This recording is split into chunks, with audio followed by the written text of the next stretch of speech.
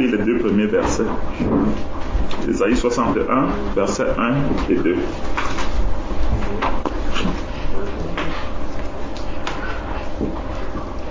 Ésaïe 61, versets 1 et 2.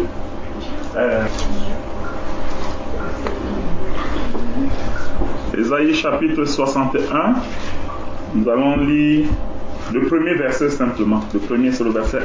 On va attendre que chacun ait sa Bible. Sarah va chercher. Donne notre temps, Martin. Ésaïe 61, le verset 1, dans la version Louis II, dit: L'Esprit du Seigneur, l'Éternel, est sur moi, car l'Éternel m'a oint pour porter de bonnes nouvelles aux malheureux. Il m'a envoyé pour guérir ceux qui ont le cœur brisé, pour proclamer aux captifs la liberté et aux prisonniers la délivrance. Amen. Amen. Donc, Ésaïe 61, verset 1, comme Nadine a dit, l'Esprit du Seigneur, l'Éternel est sur moi, car l'Éternel m'a oint pour porter de bonnes nouvelles aux malheureux. Il m'a envoyé pour guérir ceux qui ont le cœur brisé, pour proclamer aux captifs la liberté et aux prisonniers la délivrance. Je voudrais que nous comprenions comment l'humanité fonctionne. Nous sommes dans une humanité et la plupart du temps, il y a beaucoup de choses qui nous arrivent dont nous ne connaissons pas l'origine et nous ne savons pas comment les gérer. L'être humain n'est pas un être physique. L'homme n'est pas un être physique. L'homme habite dans un corps physique. Donc l'homme est un être spirituel. La Bible dit que j'ai dit vous êtes des dieux. Un dieu n'est pas physique. Si un dieu devient physique, il devient une idole. Un dieu n'est pas une entité physique. Donc la Bible dit, j'ai dit vous êtes des dieux, mais vous mourrez comme des hommes. Alors regardez ce que la Bible nous dit. L'Esprit du Seigneur, l'Éternel, est sur moi. De quel esprit il parle? De l'Esprit de Dieu. Ici, dans ce texte, Ésaïe, de façon prophétique, parle de Jésus.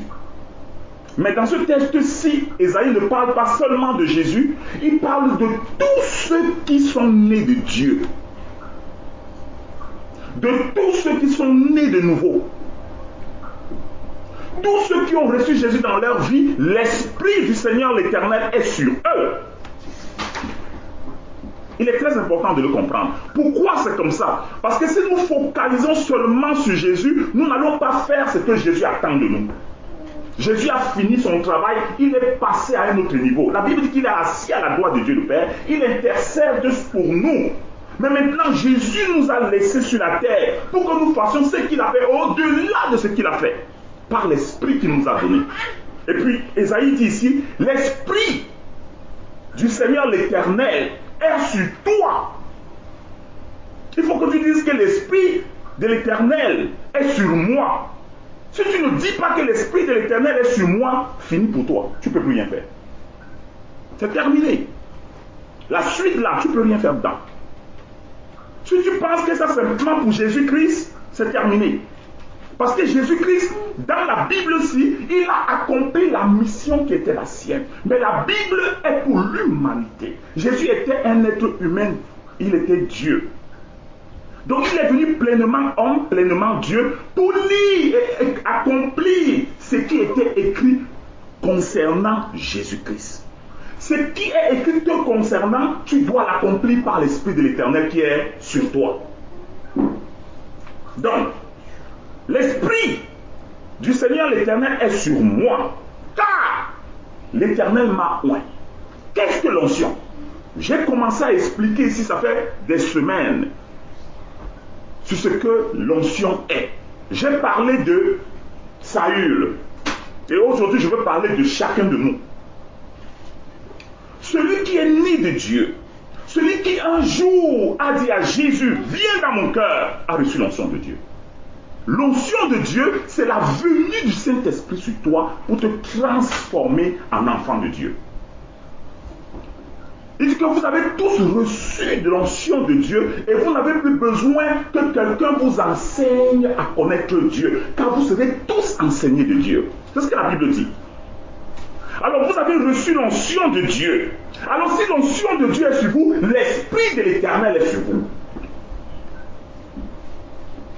Maintenant, quand l'Esprit de l'Éternel est sur quelqu'un, c'est pour une mission.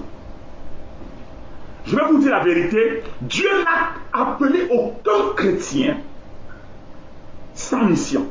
Et le chrétien qui ne va pas accomplir sa mission sur la terre, il va à l'éternité, il sera dans le feu. Donc il est très important de connaître ta mission sur la terre avant de quitter le monde. Quand Paul a été rencontré par le Seigneur, qu'est-ce qu'il a dit sur le chemin de Damas? Il a dit, Seigneur, qui es-tu? Il ne s'est pas arrêté là. Parce que nous demandons seulement à Jésus, qui es-tu? Il dit, je suis Jésus, tu dis, viens dans mon cœur. Il a ajouté, que veux-tu que je fasse? Donc, tu m'as appelé, tu t'es révélé à moi, qui es-tu? Maintenant, qu'est-ce que tu veux que je fasse? Quelle est ma vocation sur la terre? Quelle est ma mission sur la terre? Vous comprenez un peu? Donc, nous devons comprendre ce double questionnement de Paul. Seigneur, qui es-tu? Révèle-toi à moi pour que je te connaisse. Maintenant, comme je te connais là, qu'est-ce que tu veux que je fasse? Et ce que tu veux que je fasse, c'est la raison pour laquelle je vais rester sur la terre. Mais maintenant, beaucoup de personnes sur la terre ne font pas ce que Dieu veut qu'ils fassent. Beaucoup de personnes sur la terre sont en train de marcher dans une voie qui sera pour eux la voie de la destruction. Beaucoup de personnes sur la terre sont devenues des accompagnateurs. Beaucoup de personnes sur la terre sont devenues des téléspectateurs. Mais ils ont une mission. Si tu n'accomplis pas ta mission, quelqu'un va mourir. Un peuple va mourir. Une nation va mourir à cause de toi. Tu vas dire, je n'ai jamais tué. Mais il y a 300 personnes en enfer à cause de toi. Je n'ai jamais tué. Il y a un enfant de 6 ans qui est mort à cause de toi. Souvenez-vous de Jonas. On a envoyé Jonas à Ninive. Il a commencé à partir à Tarsis. Pendant qu'il allait, il restait 40 jours pour Ninive. S'il n'était pas parti à Ninive, le feu descendait sur Ninive. Jonas serait à Tarsis en train de jouer à la grande vie. En train de prêcher une prédication qu'on ne lui a pas dit. Il devait créer des églises à Tarsis. Mais tout Ninive devait être en affaire. Et au jour du jugement, on devait demander à Jonas où est Ninive. Où est Ninive? C'est pourquoi posons-nous la question, Seigneur, qui es-tu? Ne nous arrêtons pas là. Parce que nous nous arrêtons là-bas. Que veux-tu que je fasse? C'est pourquoi on va te donner l'onction. Donc quand tu dis Seigneur, qui es-tu? Il se révèle à toi par l'Esprit. Il te donne l'Esprit, tu le connais. Maintenant, l'Esprit c'est l'onction. Regardez la deuxième part. Il dit, car l'Éternel m'a oint. Pourquoi Dieu t'a donné son Esprit? C'est pour quelque chose. Vous comprenez? Dieu t'a donné le Saint-Esprit dans ton cœur pour quelque chose.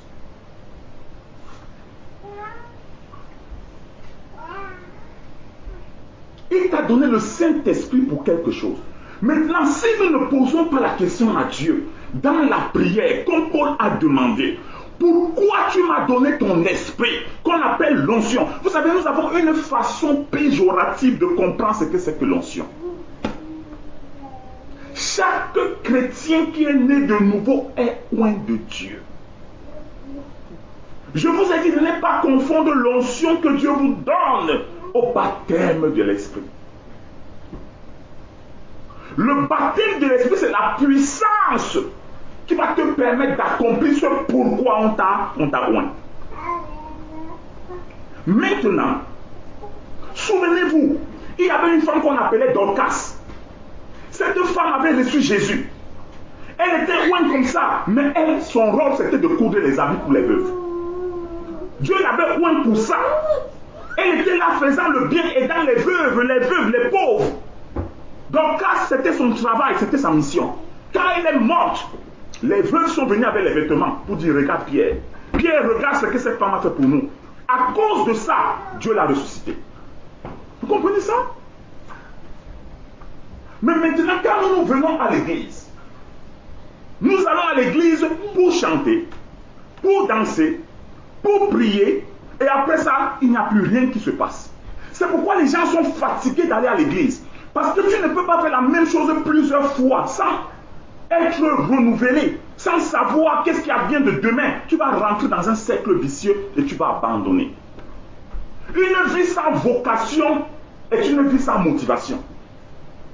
Si tu ne connais pas ta vocation, tu ne peux plus être motivé. Toutes les choses que Dieu a prévues pour toi vont arriver dans le chemin de ta vocation. Si tu dois te marier, ta femme va venir au chemin de ta vocation. Si tu dois avoir une voiture, Dieu a prévu ça dans ta vocation. Si tu dois aller en Angleterre, c'est dans ta vocation. Si tu rates ta vocation, tu vas créer une catastrophe. Donc tout ce que Dieu a prévu, vous savez pourquoi Dieu n'exauce pas souvent nos prières? Ce n'est pas parce qu'il ne veut pas. C'est parce que nous prions non selon sa volonté. Sa volonté, c'est quoi? Nous prions dans un chemin qui est contraire à ce qu'il veut que nous fassions. Nous demandons les choses qui vont nous éloigner du but.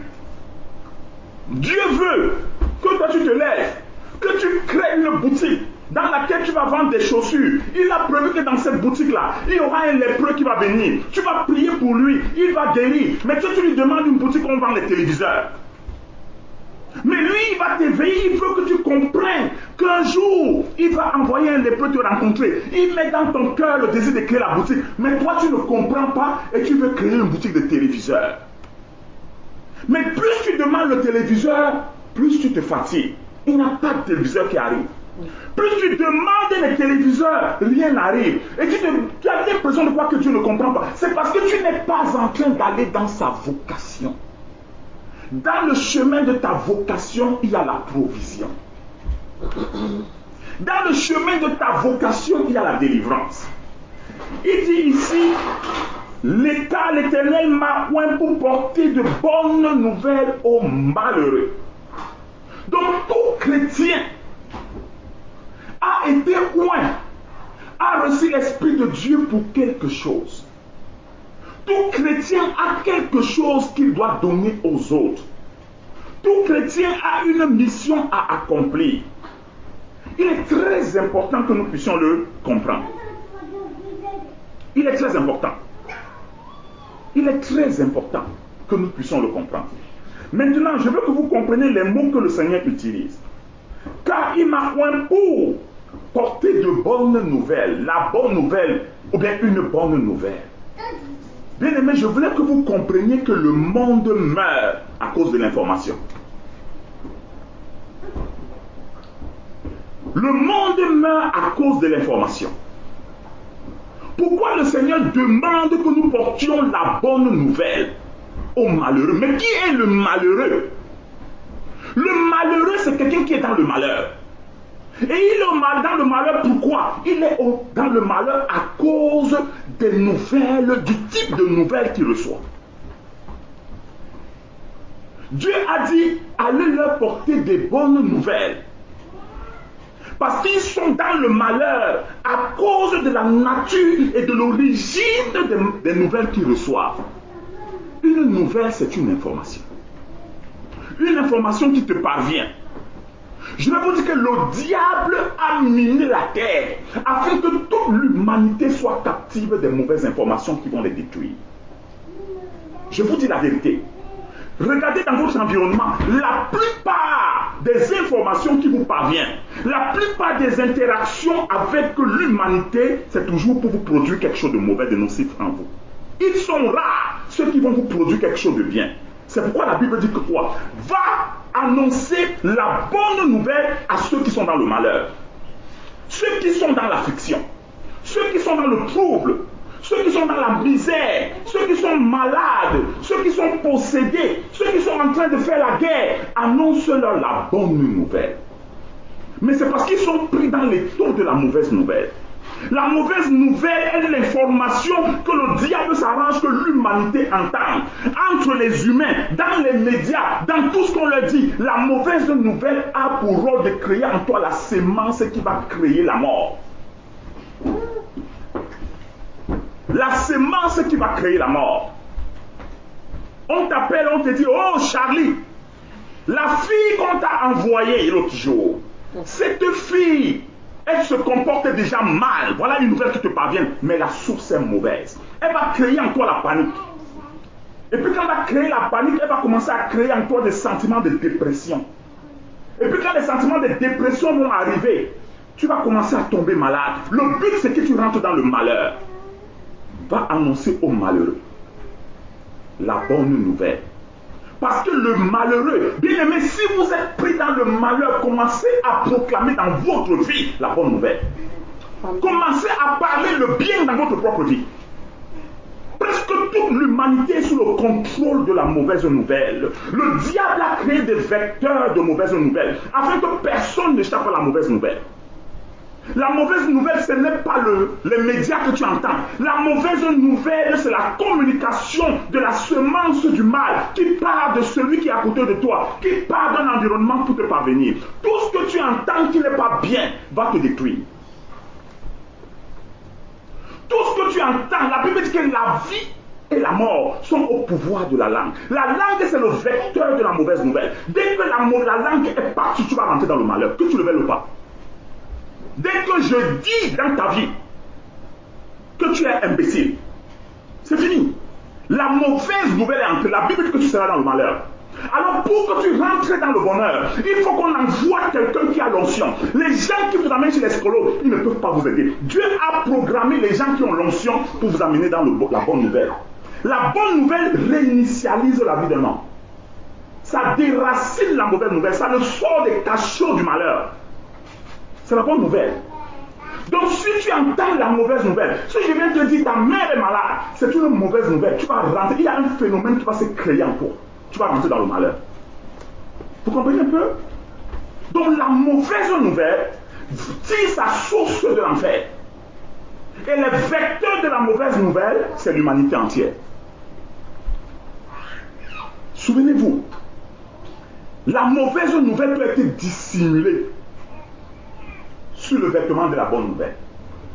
C'est pourquoi ça prend les gens qui ont l'esprit de Dieu. Vous comprenez? Donc tu restes comme ça, Zach. Tu rentres au travail. Quelqu'un te prononce une mauvaise parole. Si tu n'annules pas cette mauvaise parole par une bonne parole qui vient de Dieu, ça dit un verset biblique, une proclamation de vie, c'est fini. Ta journée va être gâtée. Vous comprenez un peu ça? La mauvaise nouvelle est l'arme de destruction par excellence que le diable communique à l'humanité pour la maintenir dans le malheur. Non. Papa, c'est ça. Alors, Papa, c'est ça. l'ensemble des mauvaises nouvelles que vous allez entendre, Papa, c'est ça. l'ensemble de mauvaises nouvelles que vous allez entendre va définir votre niveau de dépression, va définir votre niveau de destruction, va générer un ensemble de malheurs, va générer un flux de chaos. Ça va venir de façon progressive, très intelligente. Parce que la mauvaise nouvelle tire son origine de l'enfer. Faisons attention à ce qui nous parvient. Regardez bien vos cœurs. Examinez vos cœurs. Regardez un peu. Parfois votre cœur est dans la paix. Après, spontanément, vous entendez quelque chose. Ça crée le trouble dans votre cœur. Dès que ça crée le trouble dans votre cœur, vous devenez triste. Et puis quand vous devenez triste, qu'est-ce qui se suit après? Vous commencez à perdre vos moyens. Vous commencez à perdre vos moyens. Vous vous rendez compte que, mais pourquoi je commence à devenir comme ça? C'est la force de la mauvaise nouvelle. Bien aimé, combattez la mauvaise nouvelle dans votre vie. Parce que la mauvaise nouvelle va vous tenir dans le malheur.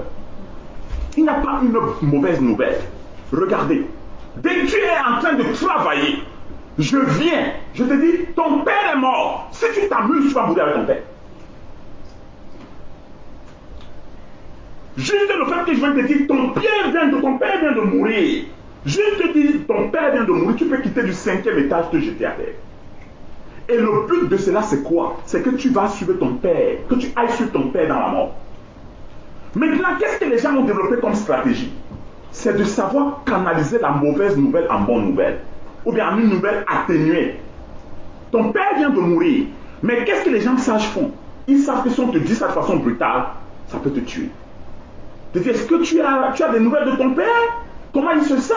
Mais nous avons appris qu'il n'allait pas bien. Mais ils savent déjà que le père est mort. C'est pour progressivement te préparer à la dose du malheur que tu vas recevoir. Parce que le malheur peut être immédiat ou bien il peut être atténué. Mais à la fin, il va produire le même effet. La mauvaise nouvelle. Bien aimés, regardez, je vous ai dit, le rôle des chrétiens sur la terre, c'est de délivrer les gens du malheur dans lequel ils sont pris à cause de la nouvelle, de l'information qu'ils entendent, l'information qu'ils reçoivent. La maladie vient d'une information et la délivrance vient d'une autre information. La Bible dit que Jésus envoya sa parole et il est guéri. Vous comprenez un peu ça? Alors s'ils ont été guéris par la parole, c'est que quelqu'un avait envoyé sa parole et il les a tenus dans le malheur. Regardez bien.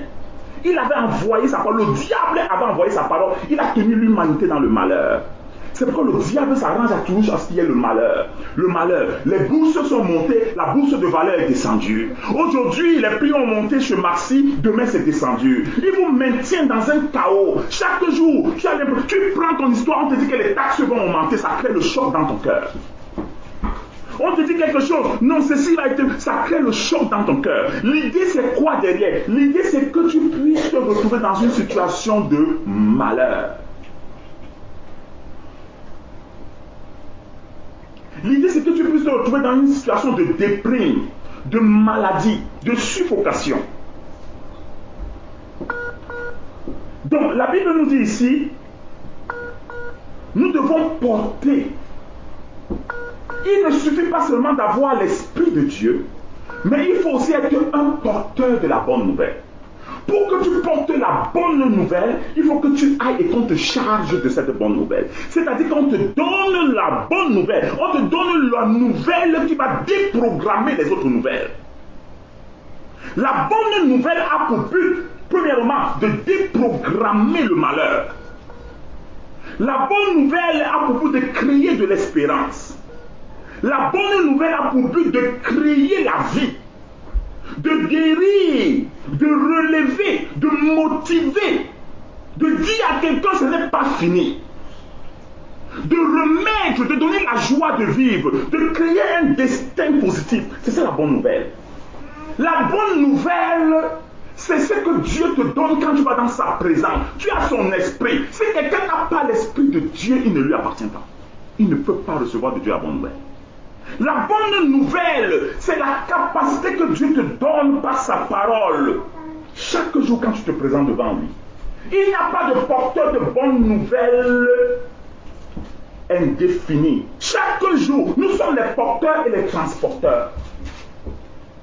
Nous sommes les porteurs et les transporteurs. Donc, si tu vas chez Dieu, ou bien tu vas à Dieu le matin, tu as son esprit, il te donne la bonne nouvelle. Quand tu te mets à méditer, il te parle dans les Saintes Écritures, il te met quelque chose dans ton esprit, il vient de te donner la bonne nouvelle. Maintenant, cette bonne nouvelle qu'il t'a donnée, il faut que tu sois éveillé. Parce qu'il va te permettre de rencontrer ton ami, de rencontrer ton ennemi, de rencontrer ton cousin. Il va te permettre, ce cousin qui est dans les liens de quoi que ce soit, de le déprogrammer de ces liens et de l'amener dans la vie, dans la voie de l'espérance. Il y a des personnes justes, parce que tu as dit, Jésus t'aime, sa vie a changé, parce qu'on ne lui avait jamais dit, quelqu'un t'aime. Vous savez ça? Il y a des personnes qui ont tellement vécu dans l'oppression. Quand tu lui dis que Jésus t'aime, il saute. Il dit, hein? Qu'est-ce que tu viens de dire? Quelqu'un m'aime et sa vie commence à être reprogrammée. Donc, bien aimé, je vous le dis, le malheur que nous avons sur la terre est lié à la communication de la mauvaise information. Et le diable s'arrange toujours que ça soit ainsi. Regardez les jeux vidéo. Il s'arrange à ce que les enfants soient dans la présence des êtres. Où c'est seulement tue-le, tue-le, tue-le, tue-le. Quand les enfants sortent de là, ils sont chargés à tuer. Regardez ce qu'il fait dans Internet. Regardez l'économie. Regardez partout. C'est les mauvaises nouvelles. Quand tu travailles quelque part, tu es toujours sur tes gardes parce qu'on va t'annoncer une mauvaise nouvelle quelque part. Le travail est terminé. Lorsque le travail est terminé, tu rentres dans une phase de destruction. Vous comprenez? Et le Seigneur dit, je vous ai oint. Je vous ai donné mon esprit pour que vous alliez déprogrammer le programme de destruction qui est rentré dans la vie de vos confrères, de vos semblables qui sont dans le malheur.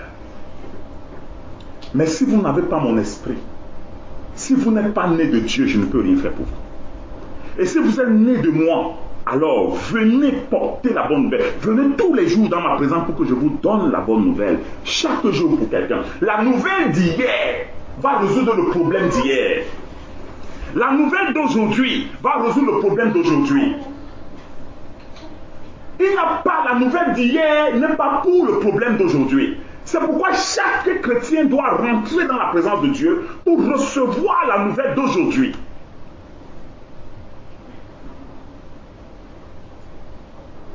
Il est très important. Où est-ce que se passe la destruction de l'humanité? Les maladies que vous avez sur le plan physique proviennent des maladies intérieures. Regardez bien ce que le Seigneur dit. Il dit, il m'a envoyé. C'est toujours le même qui a reçu l'Esprit, dont l'onction. Bien-aimé, ne dites jamais que je n'ai pas l'onction de Dieu. L'onction de Dieu, c'est le plus grand investissement qu'il a donné à chaque chrétien. Et que vous partiez et que vous dites, j'ai une mission sur la terre. Pour faire l'œuvre de Dieu sur la terre, vous n'avez pas besoin d'être bishop. Ta grand-maman qui souffre tous les jours, ton ami, ton collègue de travail, ton voisin, ça peut être ton champ de mission. Nous avons été floués, nous avons été tordus par la façon actuelle de comprendre la mission de Dieu. Nous avons été tordus. Les modèles actuels nous ont complètement tordus. Un serviteur, avant on pensait qu'un serviteur, un missionnaire, on avait la logique de missionnaire. On pensait qu'un missionnaire c'était quelqu'un qui s'habillait comme Jésus et qui avait les chaussures des Romains. Et à un moment on a cru qu'un missionnaire c'est quelqu'un qui était sale, qui vivait dans la brousse. Parce qu'on voyait les modèles. Les pères missionnaires qui venaient avant, ils avaient juste les chaussures de Jésus, les robes de Moïse. Et nous on avait ce modèle. Après, on a commencé à voir un autre modèle, les hommes de Dieu qui sont seulement en cravate. Et puis, on voit un autre modèle où les hommes de Dieu ont des jets privés. Vous voyez, les modèles-là déprogramment la réalité divine en nous. C'est pourquoi, quand tu dis que je suis un serviteur de Dieu ou un servant du Seigneur, première chose, on te dit, tu as combien de membres dans ton église? Vous comprenez un peu ça? Mais ta mission, c'est de déprogrammer l'information qui est dans la vie des malheureux, que le diable tient captif, et de les amener à l'espérance. Tu peux le faire dans le coin de ta rue, tu peux le faire dans ta petite maison, tu peux le faire au travail, tu peux le faire partout. Il m'a envoyé pour guérir ceux qui ont le cœur brisé. Regardez bien. Regardez le verset 1. Le verset 1 introduit la mission de Christ, la mission de tout chrétien. Ce verset ne nous dit rien d'autre qu'il y a une réalité physique. C'est une réalité spirituelle. Il m'a envoyé pour guérir ceux qui ont le cœur brisé. Bien aimé, vous allez comprendre que le malheur que les mauvaises nouvelles produisent, c'est dans le cœur de l'homme. Quand ton cœur est brisé, ton âme ne tient plus. La base de ton espérance est partie en miettes. Tu ne peux plus rien faire. Tu ne peux plus rien faire. Il m'a envoyé pour guérir ceux qui ont le cœur brisé. C'est-à-dire que la mauvaise nouvelle a pour rôle d'aller attaquer le cœur, l'âme de quelqu'un. La cible numéro 1, la guerre spirituelle se passe au niveau de l'intérieur de l'homme. La guerre spirituelle se passe au niveau de l'intérieur de l'homme.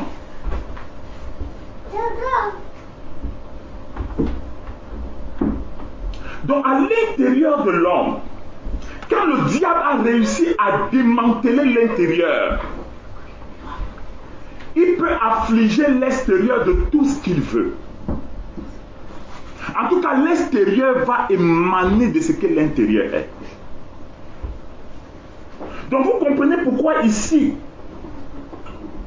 la guérison a tout à voir avec l'intérieur. Vous comprenez pourquoi ici, la guérison a tout à voir avec l'âme de quelqu'un. Dans le cœur de l'homme, c'est l'intérieur de l'homme.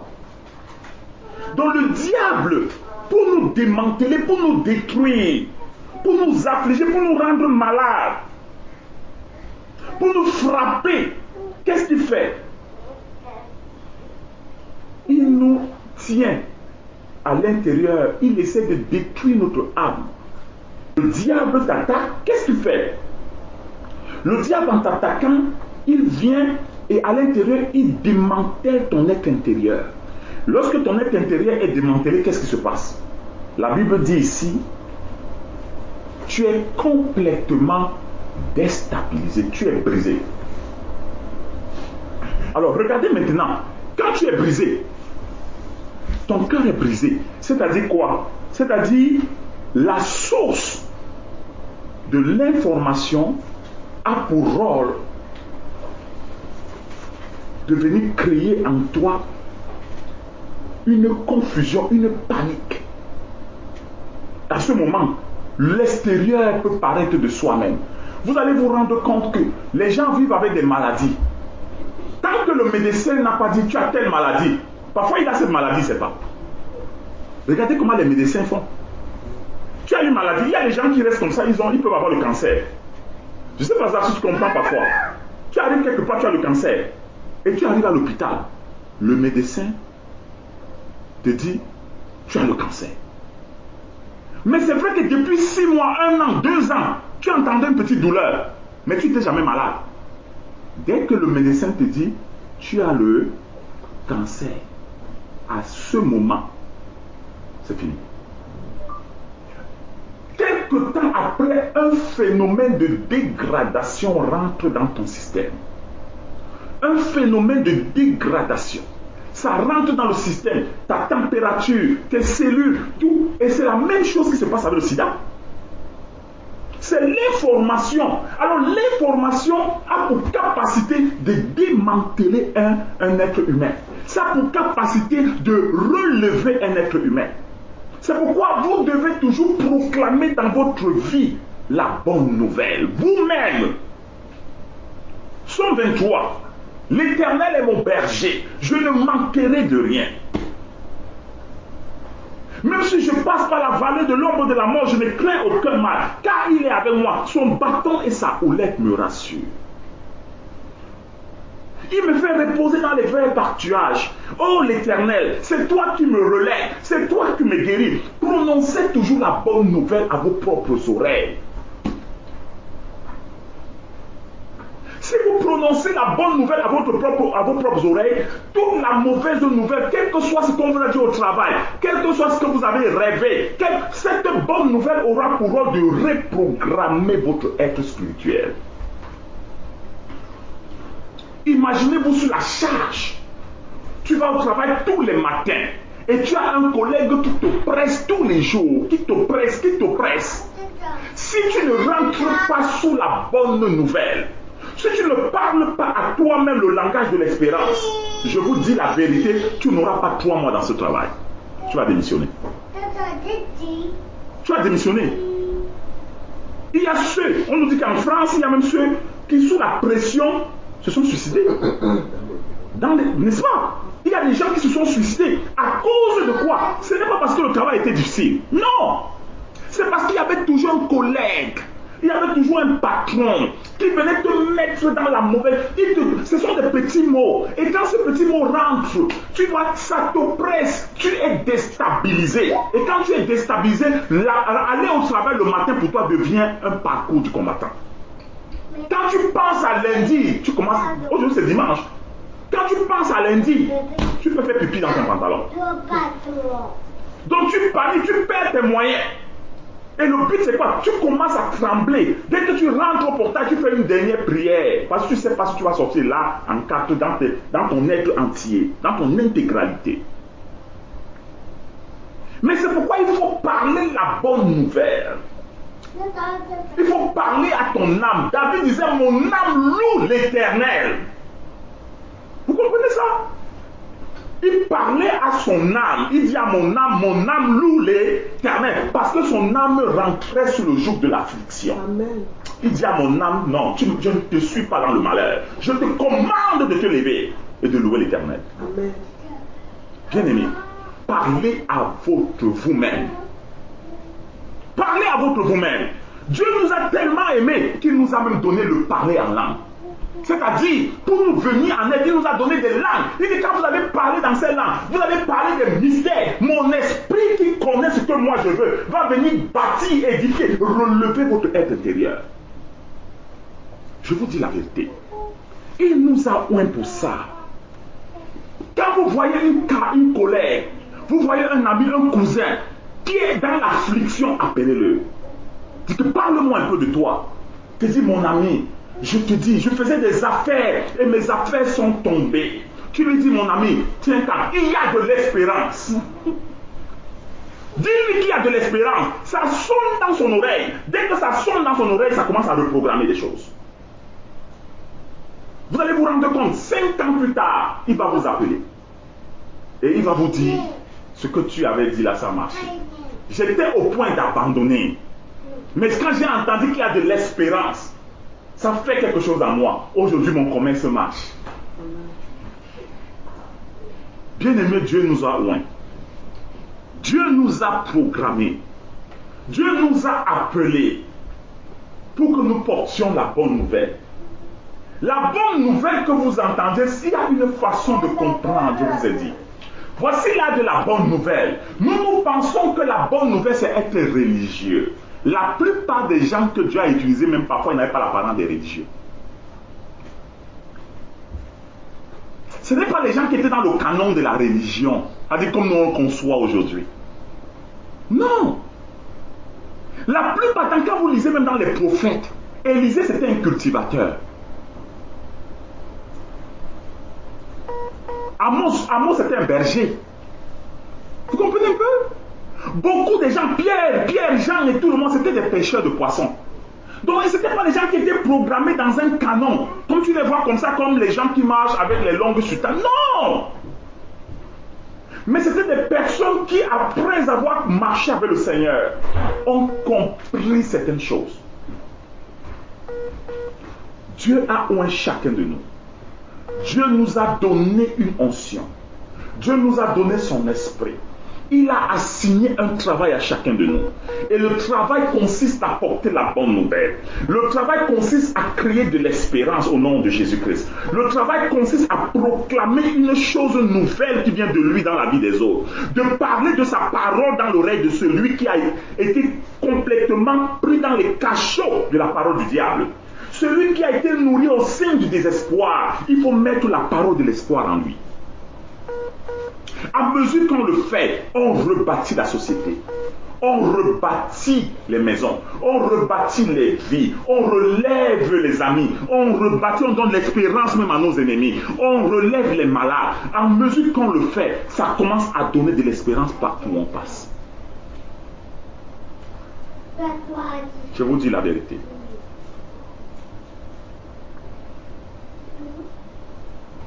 Je vais m'arrêter là ce matin. Un cœur brisé, c'est un cœur qui est dans le désespoir. Un cœur brisé, c'est un cœur qui souffre. Un cœur brisé, c'est un cœur qui est malade. Mais ce n'est pas le cœur physique, c'est l'intérieur de l'homme. Tout intérieur qui est malade, c'est un intérieur qui va entraîner une destruction, une dégradation progressive. Guérir, ça peut être immédiat, ça peut être progressif. Dans le processus de la guérison, il y a enlevé ce qui est mauvais. Quand tu as une plaie et qu'on doit guérir, on doit enlever ce qui est purulent. Parfois ça va faire mal. Parfois ça va toucher où est-ce que la chair est fraîche. Mais c'est un processus.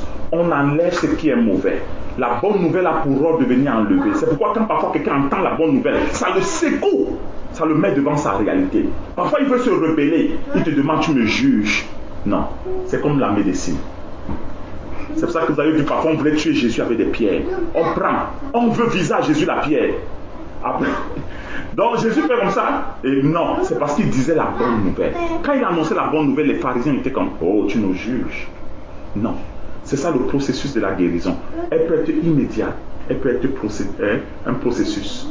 Mais progressivement, elle va enlever. À mesure qu'on écoute la bonne nouvelle, il y a des choses qui vont quitter. Il y a les mauvaises choses. Le pus va partir. Les blessures, on va remettre la blessure comme neuve. Après, on va commencer à faire le processus de pansement. Le pansement, ben, c'est le pansement de l'être invisible. Le pansement de l'être invisible. Après ça, vous allez commencer à voir que la dimension visible va commencer à changer. La dimension visible, quelqu'un qui était toujours fatigué va commencer à se relever. Quelqu'un qui était toujours abattu va voir l'énergie revenir. Quelqu'un qui avait perdu l'espoir va commencer à dire, je veux faire ceci, je veux faire cela, parce que ça a pris le temps. Pour certains, ça peut faire un jour. Pour d'autres, ça peut faire un mois. Et encore pour certains, ça peut faire 3 ans. Mais c'est un processus graduel. C'est pourquoi ceux qui portent la bonne nouvelle doivent être persévérants. Ils ne doivent pas perdre espoir eux-mêmes. Parce qu'un jour, ils vont voir le fruit de leur travail. Que Dieu nous bénisse. Amen. Nous allons prier ce matin. Demandons à Dieu qui nous a donné son esprit d'être capable d'accomplir la mission pour laquelle il nous a donné son esprit. Prions ensemble. Seigneur, ce matin, nous venons prier. Toi qui nous as donné ton esprit, donne-nous ce matin la capacité de pouvoir accomplir la mission pour laquelle tu nous as appelés. Tu nous as demandé d'aller et de porter la bonne nouvelle aux malheureux. Oh, combien tu sais qu'il y a de malheureux sur la terre. Des personnes qui parfois, dans le secret de leur vie, s'enlèvent la vie parce qu'il n'y avait personne pour leur donner la parole de l'espoir, de l'espérance. Nous voulons te prier, oh Dieu, aide-nous. Te supplions, Seigneur. Dans ce monde en détresse, dans ce monde qui va en lambeaux, aide chacun de nous. Prions pour nous ici, nous prions pour nos frères qui sont dispersés dans le monde, portant ton esprit, afin que tu leur accordes la même grâce. Au nom de Jésus-Christ de Nazareth. Merci Seigneur. Amen.